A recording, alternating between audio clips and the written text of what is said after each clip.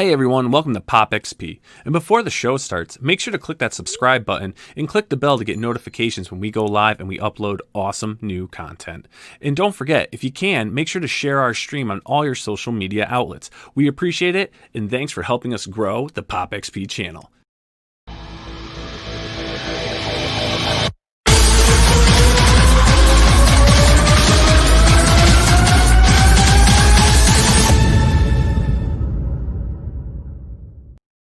Hey, it's Thirsty Thursday, everyone. And you know what time it is. It's a new, exciting episode of Crowdfunding Comics on PopXP. And I'm the brain of the mainframe here, Niall Scala. And joining me tonight is the man that will never age, the true sensation, a teen sensation, Mr. Billy Touchy. What is happening, Scallywags? What is up, brother? Nothing. What are you doing? I'm watching. I was watching Ghost of Mrs. Muir with Gene Tierney, probably one of the most beautiful women ever, and Rex Harrison. Google her. Discover. Oh yeah, you got to totally Google her. Google her, like I know what you're talking about. Okay. Drawing away, Holmes. I feel like you look like you're drawing, but I almost feel like, remember those things like you'd put like the little shapes in the little, almost like a little gearbox, and you put a pen in it and you just wiggle it around and make a bunch of shapes. Yeah, I feel like that's what you're really doing. You're like, looks like you're drawing, but you're just making a bunch of these weird little shapes. Probably what I am doing. What were those things called? Do you know what I'm talking about? I don't. I know exactly what you're talking about. I know exactly what you're talking about, but I don't. Etch-a-Sketch was that I was just right? saying the same thing, but it's something like that. The thing that if you made the gesture, it just didn't work right. Like, hey, you got that? Huh? You got one of those things? Yeah. Just doesn't work. But man, I'll tell you know what does work? These three creators we have tonight. Working creators in the indie comic scene doing their thing. And without further ado, Billy, I'm getting right into it. I'm diving into it like the ball pit at a dirty arcade. To start off tonight, we've got a dirty arcade. Oh, I mean, I'm just thinking of something as a kid. That's fun. But anyways, first and foremost tonight, everyone, please welcome Rob Multeri to the show. Rob, how you doing, my friend? Good. How you doing? I'm doing well. Welcome to the show. First time on. Yes, thank you for having me. I don't know. What's happening, Rob? Once it's done. How have you been, man? I can't complain. My campaign's going very well. Despite all the other craziness going on in the world, trying to dodge bullets and just hanging out, reading comics. There you go. That's the way to do it. That's the way to do it. And then our next guest tonight, and he's a returning guest, so there must be something wrong with him. But anyways, we've got Mr. Matt Schorr in the house. Matt, what's going on? Not a lot. How are you guys doing? Doing great, man. Welcome back. Welcome back. Thank you. Must not have gone too badly the first time. No, not at all. Not at all. We fooled them. We did fool them. You guys are good guys. We're going to go on their show, and now we're turning this into like a Dean Martin celebrity roast. Oh yeah. He's in for it. And then last but not least, Spirograph, Marvin Wynn, our pal. Spirograph. There it is. The Spirograph. Thank you, Mr. Wynn, as always. Now show us what you're doing. No. And lastly, our third guest tonight, Mr. Ted Sikora. Hello. Good to see you guys. Thanks for having me. Billy, I met you. I don't know if you remember. It was Pittsburgh Comic Con back in like 2003. And I was doing a movie, and I asked you for some artwork. That's what Chris Yambar introduced us. I don't know if you'll recall that.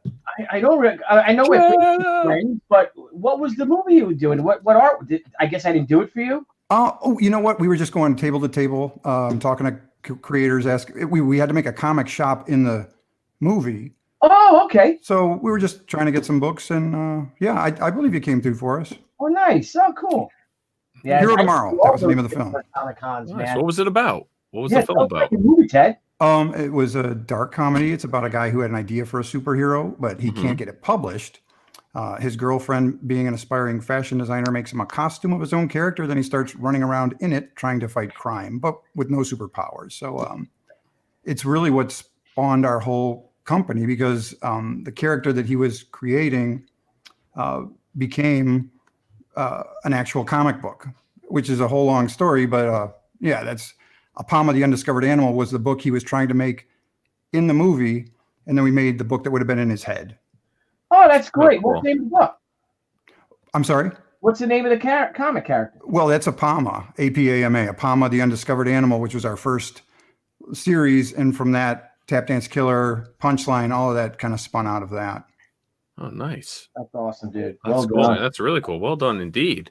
And, just to start off, Rob, I know you haven't been on the show before. Matt has. Ted, this is your first time as well. Let's go around. Rob, give us a little bit of your origin story, man. How'd you get into comic books and creating comic books? So mine goes back to when I was a kid learning to read. I have attention deficit disorder and dyslexia. So my mom, to kind of trick me into learning how to read and help me, she had got me the a Batman cassette tape comic. It was 3 issues with cassette tapes that read along with the word bubbles. And so I listened to it and kind of follow along and kind of get the context of what the words were and try to put things together. So, long story short, there is basically comic books helped me to read. And then, fast forward to like junior high, having a large collection at this point, and, just being completely obsessed with comics and superheroes and all that, I decided I wanted to start, making my own stories. I always had that like inkling that I wanted to be part of something bigger, like universe. I always got inspired when I read or watched a movie that was epic or played a video game that was epic. I wanted to kind of like create my own stories. With my action figures when I was a kid, I always had my own storylines of things that I, would come up with. So I kind of started putting it down on paper and drawing my own little character designs. And in 7th grade, I did fan fiction for X-Men, and I sent it into Marvel, hoping that Stan Lee would see it. And I got a very polite rejection letter. And so basically it said, Stan Lee appreciates hearing from his fans and keep up the writing. We can't always use everything from our fans, but, we encourage you to keep, working on your stories and your characters. So from there, it was fire. just Cool. let that fire under me and just kept going. Oh, that's awesome, man. That's great. Now, were you drawing or did you mainly just do writing? When I was in junior high, I did a lot of both. I'm okay at the art. I'm more of a graphic and web designer than I am an illustrator, but I did enough to be able to get my point across with my, eventually when I got connected with my artists, I would hand them my designs and then they would take it and make it so much better. Oh, very cool. Nice. Matt, how did you get into this crazy industry? Well, I was writing as soon as I learned how, and most of the stories I wrote were ghost stories and horror stories. So the pattern started early. But as for comics, I think I really got into them. I started discovering comic books. I must have been about 10 years old when I found a copy of The Death of Superman, and just jumped in and, the biggest event in comics history, I guess. But I still love Superman to this day. But once I discovered that there are actually horror comics out there in addition to superheroes, I really got hooked on a lot of those. A big fan of like EC Comics and Tales from the Crypt. And that just inspired a lot of the stuff that I wrote and kept doing. And so once I got older and started wanting to tell my own stories and put my own stuff out there, I am not an artist at all. So I have to find talented people to help give light to my stories. And I've been pretty lucky to find some really talented people to help me do that. Nice. Very nice. And how many campaigns have you done? This will be my 4th. This is your 4th. Okay, cool. Very cool. Now, Ted, my friend, give us a bit. Let's dive in the world of your origin story into comics. Sure. A lifelong comic collector. I was really the Marvel Bronze Age is sort of my favorite. And when my friend Milo Miller and I, we wanted to make this comic book feature film, which I mentioned, Hero Tomorrow.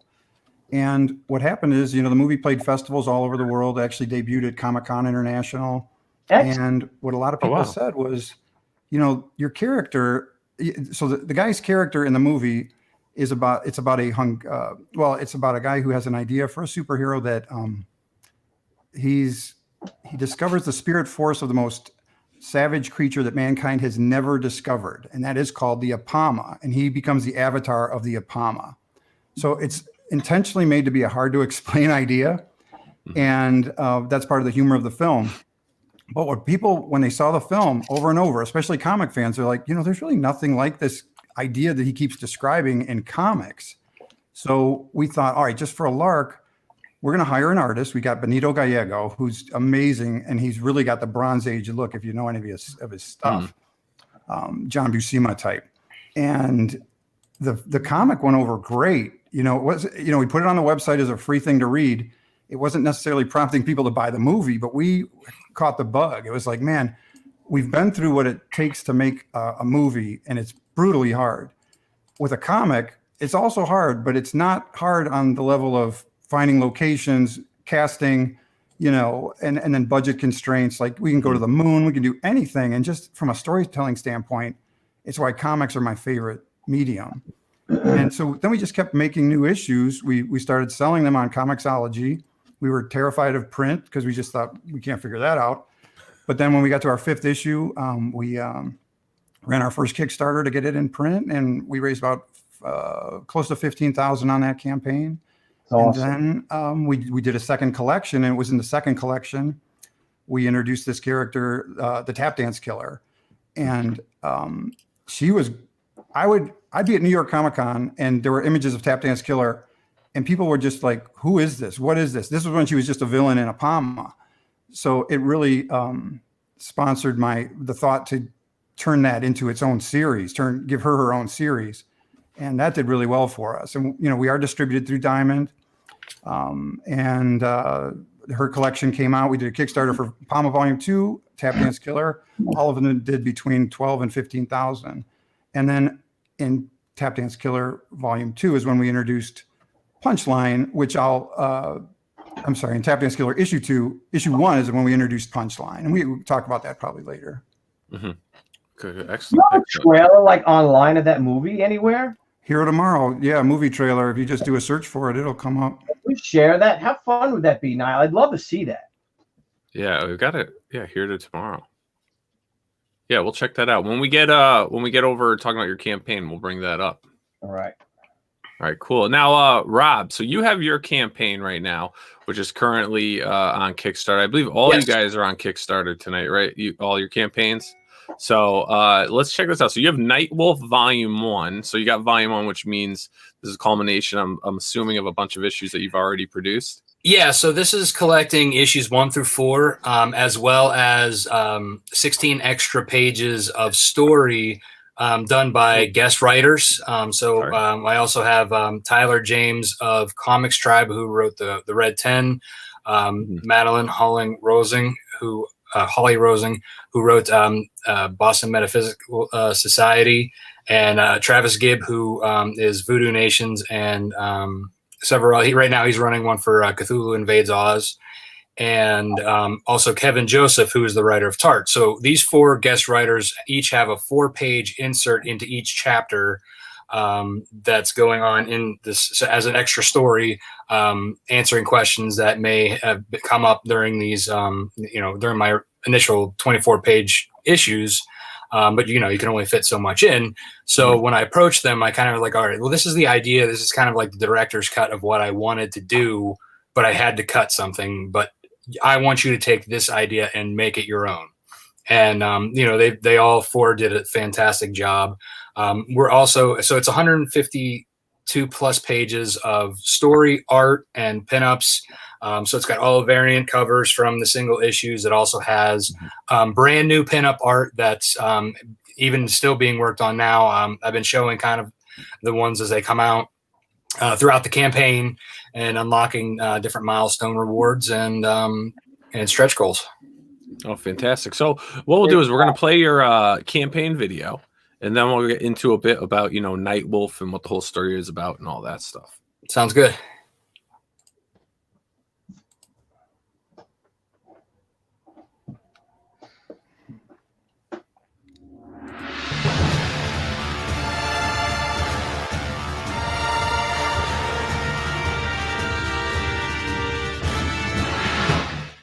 Do you love stories about anti-heroes, supernatural beings like werewolves, vampires, demons, witches, and more? Then Nightwolf is the comic book series for you. Nightwolf has proven to be a fan favorite with its unique take on the supernatural, theology, mythology, and fantasy.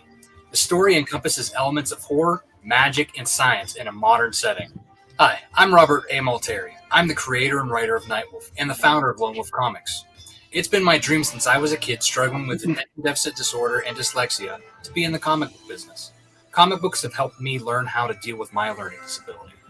And that's why this project is so important to me, because comic books have been so influential in my life. Born into an outcast breed of werewolves known as the Monokai, 18-year-old Rodney Marcelli is reluctantly thrown into an ancient war between good and evil. With the help of Snowpaw, the pure-blood Monokai, Rod must learn to master his newly found lycanthropy and mysterious kinetic energy power that only he Welcome possesses. to the Hero Tomorrow. Rod must fight the Dark Covenant in order to avenge his friends and family and to save the girl he loves from the master vampire Lord Malice. Rodney Marcelli is Nightwolf. For 2016, I launched a failed Kickstarter campaign for Nightwolf issues 1 through 3. I played the game on hard, setting a $20,000 goal. However, I did manage to raise $5,000. But since Kickstarter is an all-or-nothing thing, I didn't get the funds. I didn't let that failed launch stop me.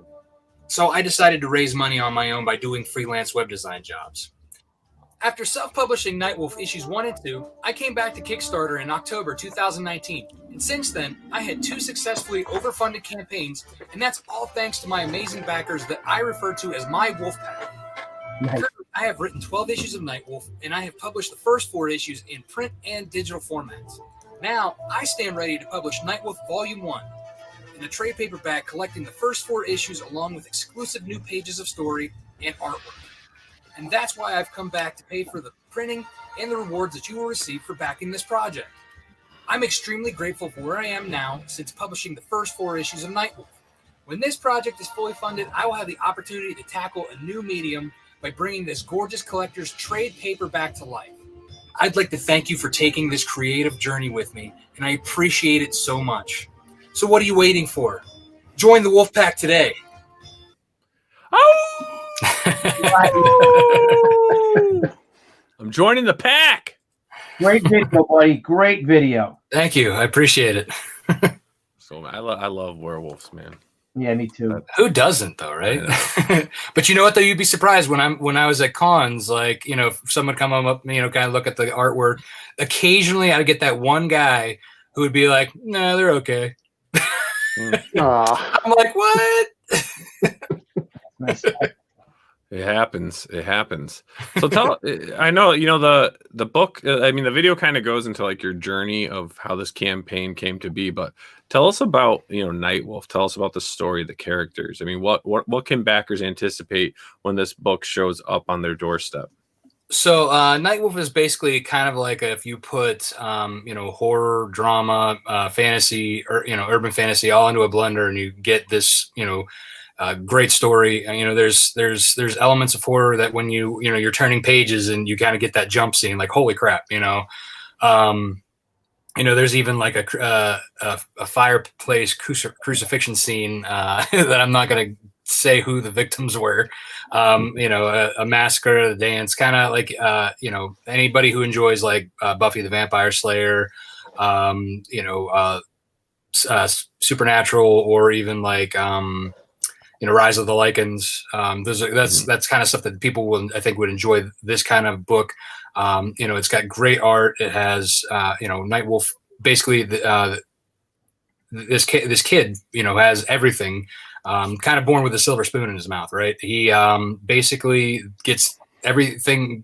You know, once he finds out that he's born a werewolf, his entire, like, you know, life that he knew gets ripped away, and he then like has to learn how to deal with, you know, his life being stripped away. He has to avenge his family and friends being murdered, and kind of he's on this hunt to find his girlfriend who's whisked away by a master vampire, and he gets his help from Snowpaw, who is a 200-year-old Scottish werewolf, who then becomes his mentor.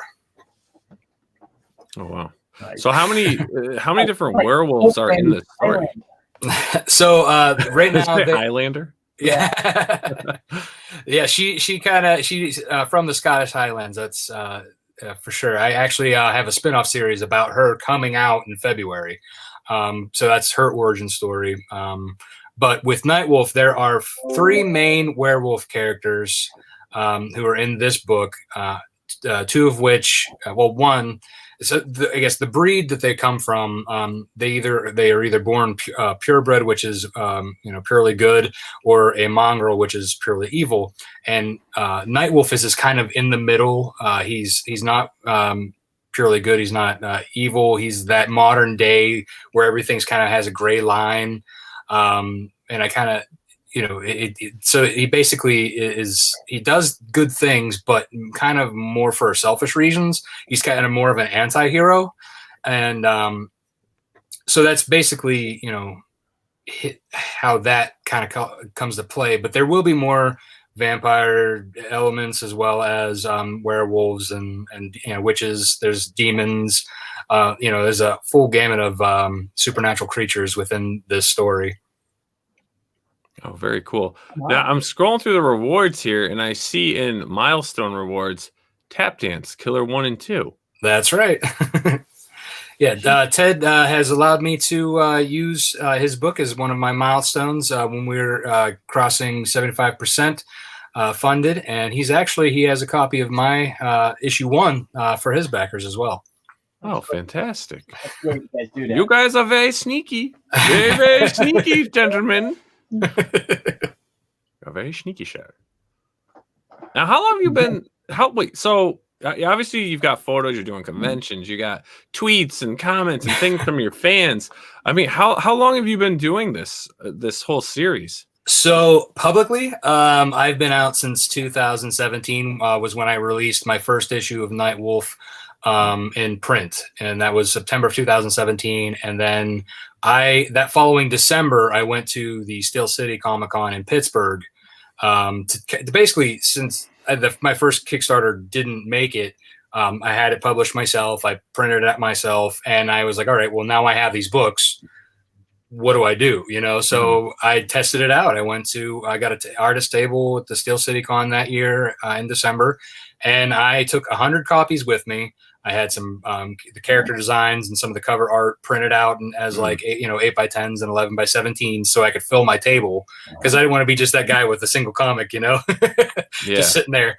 And I almost sold out of all 100 copies that I took with me that weekend. So I called my wife and I was like, hey, we need to start getting issue 2 going. And she was like, all right, let's dip into the savings and do what we can. And, between we're doing more freelance work and what we took out of savings, we got issue 2 finished that following July of 2018. And, just kept going to more and more Comic-Cons within like an 8-hour driving radius. I've hit up Boston Fan Expo, Baltimore Comic-Con. I've been to just Detroit for Motor City Comic-Con. Like I said, I'm just trying to make the circles as much as I could before, before we weren't able to go anymore. Like I had 6 lined up this year, and I was only able to get to 1 in Cleveland. And I think Ted, you might have been there as well. Was the Cleveland Wizard Con in March. That was the only one this year that I was able to get to. The other ones all got pushed to next year. Mm-hmm. That's cool, man. So you have 5 days left on this campaign. Yep. We end Tuesday night, almost at midnight. All right, you have 222 backers. You're at $12,165. $5,000 was your goal, so you're well over the goal that you required for your campaign. So I mean, that's a great run. Thank you. And this looks great. It looks like it's a great value for the patrons out there that are into this book and are interested in getting to know what this is. We've got a comment here from Mike James Benston. Nightwolf Digital Issue 1 got me interested, and now back to getting the trade and the Kickstarter. Fantastic. Thank you, Mike. I appreciate it. Yeah, so everyone, if you can, I mean, one thing we love to encourage people is really dive deep into these. The link for these campaigns are in the show description. They're in the tweets. They're in the Facebook posts and whatnot. Check them out. Really look at what is being offered by these indie creators, because it's not anything you're going to get in your local comic shops. This is, when you do crowdfunding, it's something special. You're part of the development of the books. You're part of the team. You're supporting it. You're like you're like producers in a way, supporting these books. book. So really check it out. And if you can, and if it's not something you guys can back right now financially, the best thing you can do is share on your social media outlets and help spread the word. You may know one person, you may know 20, 50, who knows, but you can continue to help and support the indie community. Nightwolf looks awesome. I see a lot of artists that have worked on your book that I'm familiar with and personally friends with, which is great to see. And I encourage everyone, if you haven't really dived deep into this campaign, go through. There's many reward levels. There's a lot of stuff in there, from shirts to mystery boxes to Lego figures. I mean, it's all in there, so definitely check it out. And what, you got one right there? Is that the real deal? Yeah, these are the originals. There you go. Nice. That's so cool. Awesome. So yeah, check it out. Man Wrap, awesome. Thank you so much for sharing your book and your campaign tonight. Thank you. Really appreciate that. And we hope you hang out as we check out and jump into Matt's campaign. Yeah, for sure. With Monster Hunter for Hire. Man, we've got quite a theme tonight, gentlemen. Quite a theme. Yes.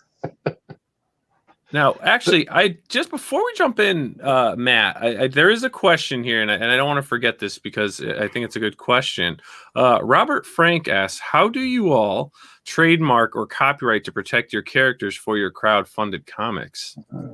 So when I first did mine, I had all the scripts, the character designs, and any initial art that I had. I then put in, I filled out the paperwork and sent it off to the copyright office, and paid the fees. Same thing. Yeah. Nothing extra. Yeah, if you look up copyright, I think what is it, copyright.org or gov.gov. It has to be a .gov or else it's not legit. Yeah. Make sure they give you a streamlined way of how to fill out the information, and they ask you a ton of questions, but once you do it, it helps you keep your stuff safe. What can a creator who really wants to trademark their products? I mean, what could they be anticipating in fees? Is it different? Is it pending, what state you live in? Is it a federal thing? I think it depends on the state and the route you go. If you have a lawyer, it's going to cost you a little bit more. If you do it yourself, you're obviously only going to have to pay the fees through the state or government. So it's a lot easier when you work with a lawyer. I actually got lucky that my lawyer is into comics, so he lets me pay him cheap and give him comics. So that's the way to go. If I'm not mistaken, I think I paid $20 when I copyrighted She. I think that's all it was. And I sent in the first script and a character design illustration, and I got it copyrighted. I think that's what for copywriting is cheaper than trademarking. Trademarking and registering is more expensive. Yeah, you're looking like $1,200 if you're going through a lawyer, roughly, for trademarking. Okay. All right, so there you have it, Robert. I hope that answers your question. All right, Mr. Schorr, let's get into it. So I'm going to start off by playing the video, and then we'll get into the details of Monster Hunter for Hire. I should probably unmute this, right? There we go.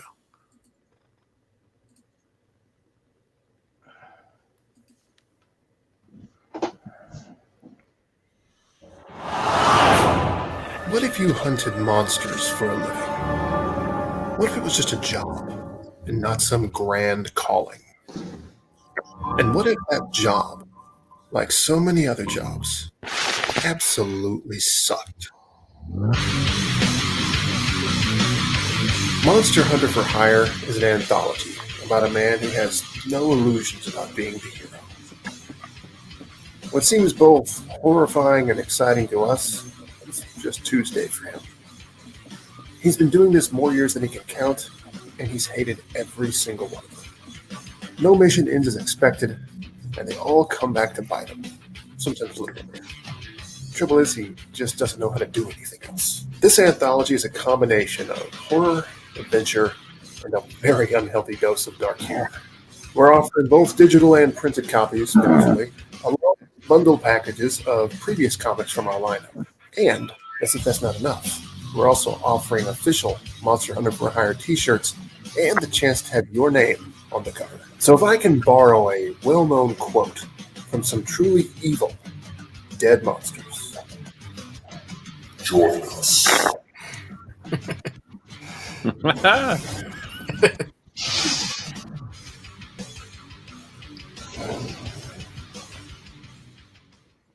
Dude, I want to jump in a mosh pit of monsters right now. I know. Dude, that was a great video, man. Nice. Thank Very you. good. Yeah, and guys, he's only asking for $500. Yes. 28 days ago. You got plenty of time, but please check it out and share it. I mean, that's not, most people. Yeah, you just launched this baby. Yeah, we're one day in, so up to a pretty good start, I'd like to think. Oh yeah, you're almost halfway there. I love that his job sucks. He gets a job, like, yeah, I needed a job, so they thrust him into like hunting monsters. He's like, oh, yeah, all right, why not? It pays, right? It's better than working at Walmart or something. Yeah, our hero of this story is a guy named Tommy, or I should say stories, because this is an anthology of 4 separate stories featuring him against different monsters. I describe him as a cross between Ash from Evil Dead and Al Bundy from Married with Children. He's able to kick ass when he needs to, but life is constantly beating him down. Every mission has a big twist, like the old Tales from the Crypt stories, where you think it's going one way and then it just kind of turns around on you. And so yeah, each one of his missions where he's trying to hunt down things like a vampire or Don't Hate Me, Rob, and one he's hunting a werewolf. And the story ends up flipping around on him, and he ends up in more trouble than he thought he would be. No worries. I got hunters in my universe as well, so it's all good. Matter of fact, I hear a cross promotion might help you get along. I'm sure my people would love to see your book. Sure, that'd be great. I like the pages that you've shared. I mean, you see like the different styles in the pages. I mean, I love what they've done with some of your interior work here. Yeah, that was really important to me. I wanted, since there are 4 different stories with 4 different monsters, even though Tommy is the one thing that they all have in common, I wanted all the artwork to be as distinct as possible. So yeah, I sought out some artists who all had very different styles and that tried to complement the stories that they were telling. Like the first image there was done by Alex Garcia, and that's one where Tommy is hunting a giant in the mountains. So I wanted artwork that was really kind of big and boisterous. And then the next one looks like, in my opinion, that's by Alex Green. Her artwork to me looks like it was pulled right out of a Universal monster movie from all the way back in the 30s. And I just remember when I first saw those panels, I was so excited. I thought they looked so cool. And then the last one we have there is Joe Bilasek, who has done work for me for my my other comic, Moby Dick Back from the Deep. And he's got a real kind of film noir style that I thought was really perfect for this particular story, since he's hunting a mummy inside like the dark halls of a museum at night.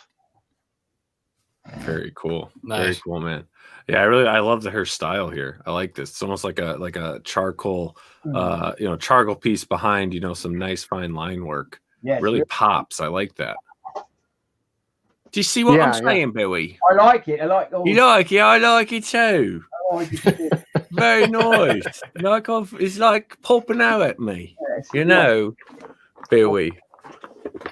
When you do that, you got to pronounce Billy with the W instead of what the L's are. Billy.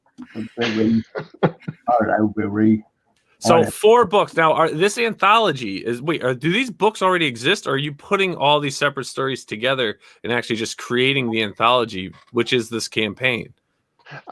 Apologize if that's not clear. It's 4 short stories, so they all will be compiled into this one single book. It's 32 pages, and that's part of why this time I'm asking a little bit more than usual. In the past, I've been able to ask for more like 400 to get all the issues that I want printed. But since this one's bigger, I needed more pages, so I had to ask for just a little bit more money. No, that's not bad. I mean, it's a very fair goal you're looking for. I mean, you're almost halfway there. I mean, this is really cool. Do you plan on showing off some more of the finished work, like as more backers come up and things like that in the updates? Are you going to show maybe a little more of the interior, some of the cover work? What do you have planned or lined up for this campaign? We certainly could add some more pages, because all the artwork is actually submitted. So all we have to do once this campaign finishes, we can just send it off to print and get everybody their stuff, hopefully before the end of the year. I've always been kind of proud that I'm one of those who gets the items out to people relatively quickly. Now, of course, this year, we have all the things going on with the mail, so I can't promise that as easily as I used to, but I'll certainly try. Yeah, because Amazon seems to be taking over everything. I hear what you're saying. Yeah, Those guys. but for the cover, I guess I will mention that is one of like the big rewards we're offering, is to give people a chance to have their name on the cover. We're planning on featuring Tommy standing around a bunch of monsters that he's just killed in a cemetery, and everybody who picks that reward here, we'll put their name on one of the headstones. Oh, cool, man. That's neat. Nice. I always love when people incorporate that, either drawing that backer in, putting their face into certain characters or adding their names. I think that's always cool to have that personal piece. And that's what's great about crowdfunding, because you can do whatever you want. You guys have no one's telling you what you can or can't do. Brother.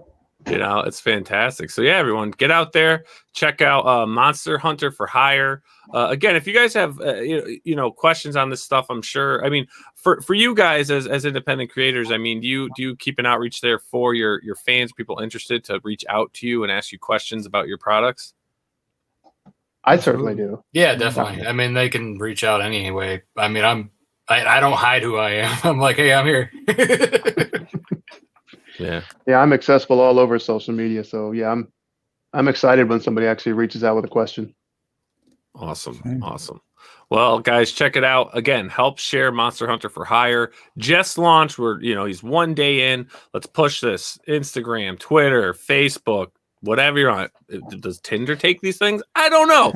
People like stuff. People like things, Let's just get it out there. Let's do this. Let's make it happen for Monster Hunter for Hire. Make it happen. Yeah, keep on creating. But this is great, man. I really like this. I hope you get to post some more stuff up, because I like the different styles. I do. My last question for you is: you've got 4 short stories. Which one's near and dear to your heart? Is there one out of the 4 that's your favorite child? That's hard to say, because they're all very kind of dear to me.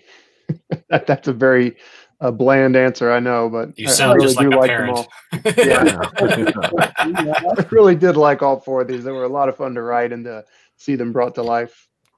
Very cool, man. Well, I look forward to seeing this achieve its goal, and you continuing. And I gotta ask, man, are we getting any more Moby Dick?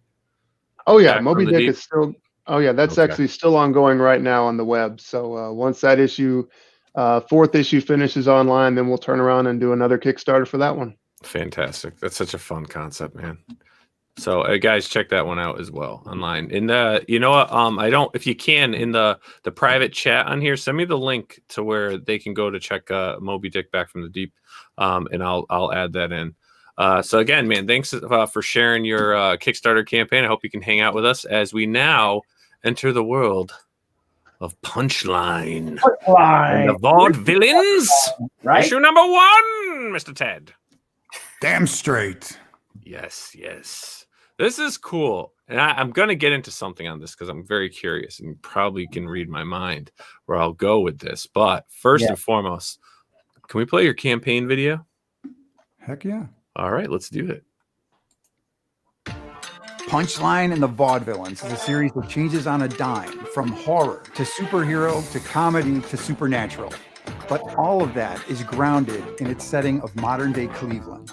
At the center of it all is Drayton Hayes, a.k.a. Punchline. He's a heavyweight boxer who was recruited by the Vaude-Villains back in Tap Dance Killer #1 and became a superpowered murderous clown assassin who really knows how to fight. And in fact, there weren't a lot of challenges for Punchline in our last series. That's all changing in this one. He's going to be going up against the main superhero in our universe, Apama, and a new nemesis from beyond the grave.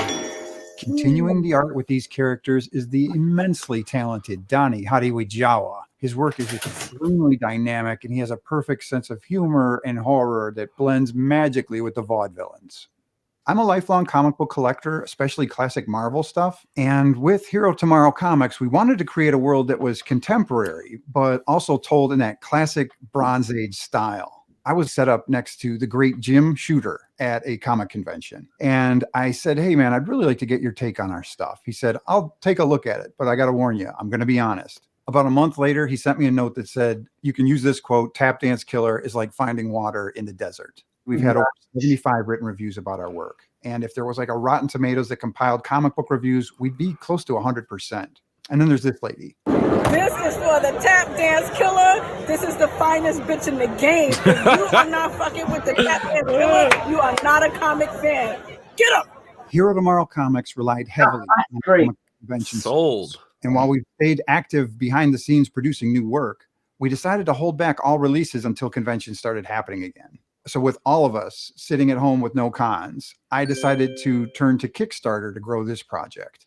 At the same time, we're offering a killer slam dunk get on board deal for the entire Hero Tomorrow Comics catalog, or paired with just Tap Dance Killer Volume 1. There's visual representations of all the rewards if you scroll down on this page. The art is already done. I expect to have these out a month or sooner after the campaign ends. Thank you so much for checking out the campaign. Please reserve a reward that looks best for you. And if you have any questions, let me know. In the meantime, stay safe, healthy, and I will talk to you soon. Man, that's dynamite, dude. That is awesome. Thank you much. That art is incredible. What was the name of your artist again? Donnie Hadiwijawa. Hadiwijawa. Hadiwijawa. Yeah. Hadiwijawa. Wow, that's incredible. Thank you. Now you have so you got 7 days left on this campaign.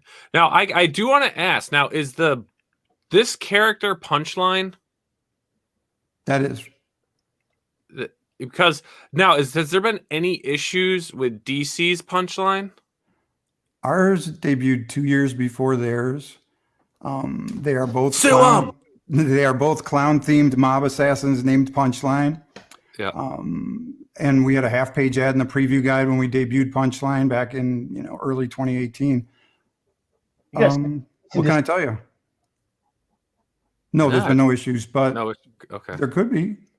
Yeah. Well, you've had it first. Yeah. You had it first. Is it copyrighted and trademark? Were you able to do that? It's copywritten. Trademark, no. No, but I'll tell you, man, I love the design of that character. Too, isn't it? I couldn't hear you, Billy. Trademark is a lot to do with the logo design, though, as well, though, right? Yeah. As I understand it, you have to be using the character in a certain way to apply for a trademark. And, it matters when you had your first commercial use of it. Yeah. Mm-hmm. I'd say though, dude, visually this book, can stand up there with the best of them. I mean, I could see, this character, going toe to toe with that Punchline. I mean, that the art is absolutely beautiful. It really is. It's very well done. Exceptional. You got a great creative team here. Now, where is Donnie out of? Indonesia. Really? Wow. Good. Great artwork. How did you find it? How does one for guys seeking artists, where do you guys suggest that they find them? Digital Webbing is a really great site. You have to put a page rate that you're willing to pay or whatever. I just put up a range, and we got like 200 submissions from all over the world. Wow. Digital.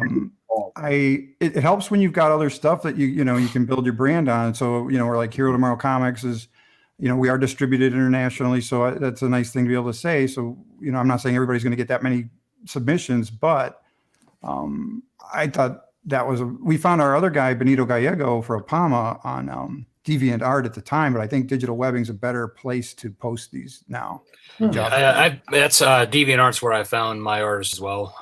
Actually, all the artists who've worked on my books have been through there, but I haven't tried the other one. So, I mean, because you don't really necessarily post like you kind of like DM, through. Mm-hmm. It's kind of like the artist Facebook is what DeviantArt is. So it's not as much as a job site, if you will. Yeah. No, I haven't checked out the site you're mentioning, Ted. Yeah, it's good. It's really good. I also looked for colorists, and inkers. So there was a time when one of my artists and I were having some issues with just revisions and things, and I was like, and I recommend this as a way of sometimes bridging a gap, where it was like, you know what? Why don't you just deal with the pencils? I'll hire an inker, and then we don't have to deal with this sort of revision on two levels.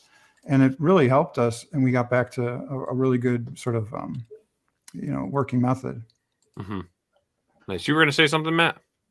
I was going to also second digital webbing. That's where I got in touch with Joe Bilicic. So digital webbing's been a really good place for me to find artists to do the work for me. One of them I was able to get from just getting to know another creator out there. He recommended an artist who'd worked for him. So that was more of a personal one, but digital webbing is a great place to look, I think. Mm-hmm. So Ted, give us a bit about the story. What are the backers going to be getting with this? Well, there's all kinds of, so this is the first time we've run a Kickstarter for a launch, because it's always been a collection. Yeah. So you're getting an issue 1, but it's you get your regular size story, but then there's going to be it's going to be a 48 pager with extras. You're going to see layouts and all the making of behind the scenes. There's a bunch of cool guest pinups going to be in it, and we have 2 different covers. I try not to go overboard with variants, but you can also there's just all kinds of options. You can add the shirt. The one thing I will say about our shirts is they are super, super soft. Like it's your favorite shirt. I always upgrade the fabric, and I also would recommend this to anybody doing cons. Like if you can get somebody to look at your shirt, that's terrific, especially if it's a character that's unknown otherwise. And then I just say, now feel that fabric, and then I got them. So it's just a little tip there. But yeah, we got the whole catalog you could get. Or I do CGCs, so signature series 9.8s. We've got a level at that too. And then you can be drawn into the story right there. The draw, that's 199. And the promoter, you get kind of 5 copies of all kinds of stuff. And yeah. Nice. So, tell us a bit about the story. Of course. Yeah. About? Yeah. Well, Punchline, I actually had the idea for him back in like 2015 when I for the Apama series. I thought, man, this guy would be a killer villain. It was just the idea of a boxer who becomes a super powered clown named Punchline. It's very simple, but I just think the name, that's one thing I'll say for our character. Punchline is very organic to who he is with the punching and the boxing. Mm-hmm. So the thing with Apama is we've got this long arc going with this Regina character, and she's the main villain in the Apama series. So it's like, we got to get through that. And we're kind of going at indie comic speed, which is sort of slower. And then when I did the Tap Dance Killer spinoff, I'm like, oh my God, this is the perfect place to give Punchline its origin. And now we're going to have this big throwdown, but it's actually told from Punchline's point of view between him and Apama. So I've always wanted to do this just blast out fight, which we really haven't had a lot of in Apama, because he tends to be fighting these female characters. I kind of like the dynamic of, a guy that's afraid to touch a woman, but he has to fight her and all that, So our guy Ilya in the comic, who is Apama, he's been described kind of like a Big Lebowski of superheroes. So he's just sort of, if you can imagine the dude with superpowers. Yeah. He drives an ice cream truck for a living, just not the sharpest guy. So he doesn't really get to throw down. And the thing about Punchline is, he was this gifted boxer, like number 4 in the world, rising in the ranks.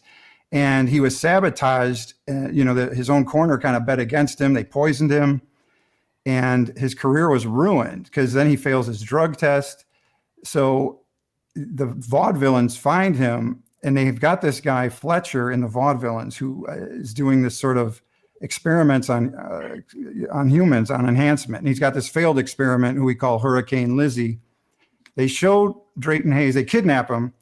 They show how Hurricane Lizzie, this woman, can just put her hand through a cinder block. And he is convinced that he is in a nightmare. And he agrees to it. He's like, whatever, assholes, let's do this. And then he becomes Punchline. So he becomes this thing, this character that he loves his power, but at the same time, he never wanted to be a steroid guy, so there's no challenges for Punchline. And that's what's going to be so, I think, really cool about this series. You're kind of getting a villain's point of view. Mm-hmm.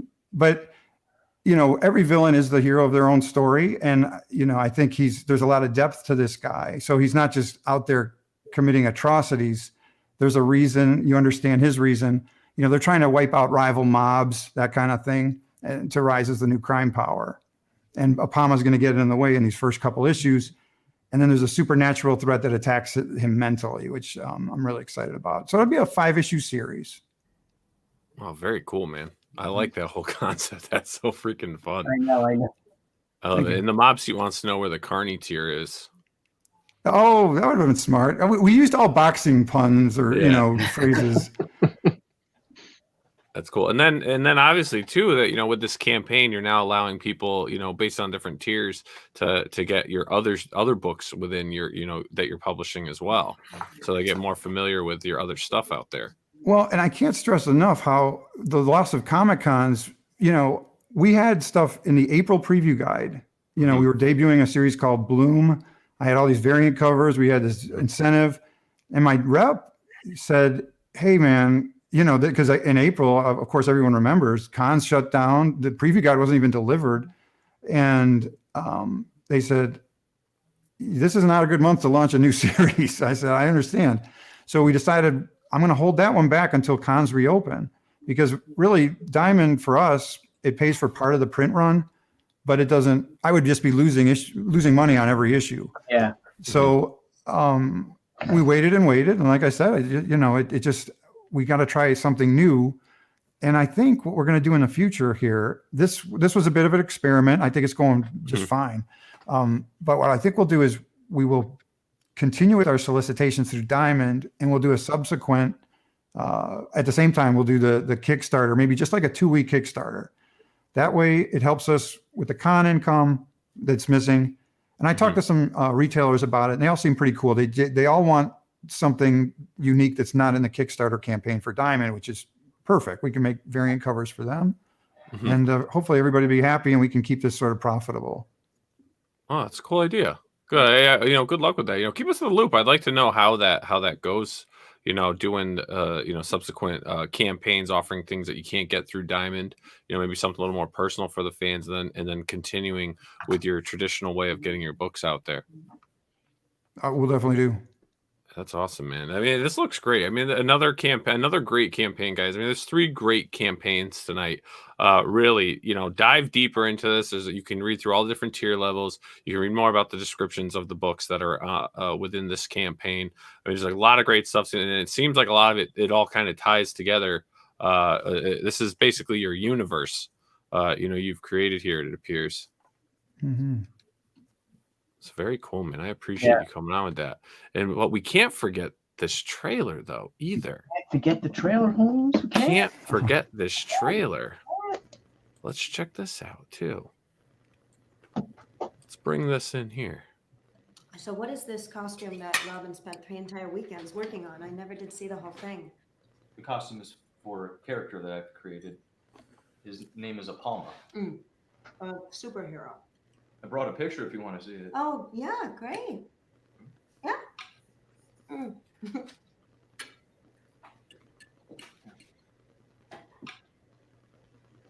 Creepy. I'm not trying to blow it out of the water or anything, but I really think that this character, Apalma, could be, let's say, the next icon. He's an icon, No, it's not offensive. It's an homage. Well, how would you do it? I know you're not writing the comic book, but No.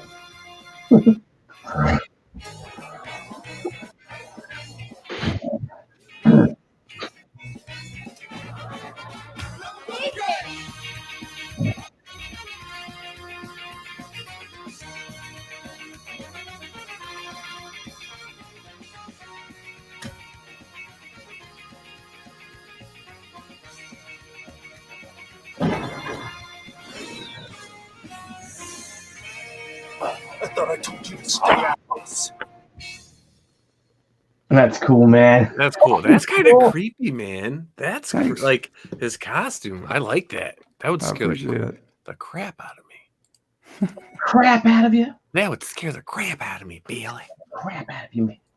Nah. That's awesome, man. That's awesome. Well, hey guys, I just want to thank you all for coming on. I mean, you guys all have such awesome comic books out there. I mean, you got what, Rob, 5 days left for yours? Yes, sir. Ted, where are you at? 7 days left for your campaign. Matt, you just hit the ground running right now. I mean, you got 28 days left. Everyone, please get out there and share. Back it if you love it. I mean, you definitely got to do that. But again, Great time with you guys. It was so fun talking to you guys, seeing what you guys have out there, and good luck with everything, really. And once you guys come on the show, and Matt knows, I mean, just email us whenever you have anything new, you want to come on, you want to chat. I mean, you're all more than welcome to do that, and we'll be happy to continue helping spread the word on your books, your projects, movies, whatever you're working on. But I just want to thank you guys for coming on. Sounds good. Thank you. Thanks for doing this for indie creators in general. We really need it, and you guys are the best. We appreciate it. That's the way to go, man. Indie all the way. Indie all the way since '94, baby. Right. Since '94. How was the name? Come on, bro. Absolutely. Support your local indie creators, man. That's the way to go. That's the way to go, dude. That's the way to go, bro. Come on, yeah, hype it up, man. Since '94. Where do you think they came up with Flair '94, son? Heck yeah. Huh? 94 Flair cards. With that Billy Tucci Flair. That's That's what I'm right. talking about, people. What are you That's guys what I'm doing? talking about. What's that? What's everybody doing this weekend? I don't know. What are you guys doing this weekend? Kickstarter. Kickstarter and taking the kids to do something fun since they haven't been able to pretty much all summer. Same here. Kickstarter and watching the kids. Raking leaves. I know, that's horrible. Where are you all out of? I'm So in you're Akron. You're in Akron? Okay. I'm north of Pittsburgh, south of Erie, so right in the middle, closer to Youngstown, Ohio than the but I'm in Pennsylvania. The home of nice. Bucci Mancini, right? Close, yeah. Clarksville, Tennessee over here. Awesome. All right. And then if you want to just give your personal addresses so we can get all these stalkers out there to get a hold of you. But all right, guys. What's that, man? For the fans, you know. For the fans. Stuff like that. For all the fans out there. Yeah, my address is herotomorrow.com. There you go. Yeah, so where are you guys on Twitter, Facebook, all that jazz? Yeah. We'll start with you, Ted. How can everyone get a hold of you and see what you're doing? Yeah, just my name, Ted Sikora, Sikora, at Twitter, Instagram. On Facebook, it's Hero Tomorrow, or Hero Tomorrow on Instagram, Twitter. It's either Ted Sikora or Hero Tomorrow, pretty much on most things. All right, cool. Mr. Schorr. My website is mattshore.net, and on social media, you can find me on Twitter at @TheMattShore, also on Instagram at The Schorr, and we have a Facebook page called for Schorr Manor Studio. It's just facebook.com/Schorr Manor. Nice. And Rob? You can find my comics and everything lonewolfcomics.com, and Twitter, Instagram, Facebook at Lone Wolf Comics, and you can find me on Twitter, Instagram, and Facebook at Rob Multari. All right, sounds good. Excellent. And Billy, is Debbie drinking tomorrow night? I don't know. She was supposed to. Well, she can finish up all our. I was like, what kind of question is that? I'm just waiting for some original art, and I have to finish 3 commissions. Okay, so we may be going live tomorrow night if Debbie wants to get drunk on the air in front of a bunch of strangers. Yeah, she has 57 drinks she has to drink tomorrow night. Let's do that for next Friday so we can set it all up and plan it. So we're not gonna go live tomorrow night. No, let's go next Friday. Okay. All right. Disappointing. What are you gonna do? Can I say hi to Manny? Thank you very much, Manny, for getting me hooked up with these guys, and for also doing the commentary on the comments there. Rob, have you run into Trent Reznor's cousin? I actually went to school with a couple of his cousins. Oh, nice. What are you eating, Billy? Nigga bar. Look at him go to town on this thing. It's so weird. Ew. Ew. Did you guys see that? In my pocket here in my hoodie. Yeah. All right, guys. Well, hey, everyone have a great night. Have a safe night. Continue rocking these campaigns. If you got anything else coming up, or even if you're just bored and you want to hang out while we're live, send a message. We'll send you a link. And everyone, we will see you next week. We got some great shows. Pretty hyped for Thursday next week. I've got Ross Ritchie on, the president and founder of Boom Comics. We'll be talking 15 years of Boom. He had a little book at Kickstarter with, I don't know, some actor named Keanu Reeves. I don't know, some junk. But it should be a good time. We got a bunch of great indie creators. We'll also be premiering the first episode of Five and Dime on Tuesday. That's 5 indie creators, 10 minutes each to plug their campaign. Sure. So that's where you get more and more creators on. More and more creators. Keep pushing and pushing. And just as we push the indie creators out there, please continue to push POPXP. Yeah, we are indie creator, comic book creators, as well as indie video producer hosts things. I don't know. It's all indie when you're on your own, people. So everyone have a great night, and we will see you all next week. Gentlemen, thank you again. Good night. Thank you. Thank you. Thanks a lot. Guys, Have a good one, everyone. campaigns. Thank you. Thanks. Hey everyone. Thank you for joining us on POPXP. If you haven't already, make sure to click that subscribe button and also click the bell for notifications when we go live and we upload some awesome new content. Also, don't forget to head on over to Twitter and follow us at the POPXP and over on Instagram at the POPXP. Thanks again, everyone, and we'll see you soon.